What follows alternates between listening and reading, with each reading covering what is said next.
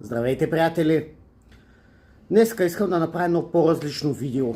Искам на първо място да благодаря на всеки един от вас, който работи с нас, който прави поръчки през нашия сайт на лични съобщения, който ни следи работата.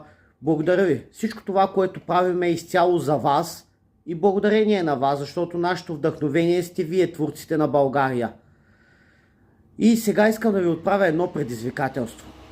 Нека, понеже ние рядко успявам да достигна до всеки един човек, да видя какво е сътворил след като си е взимал заготовка.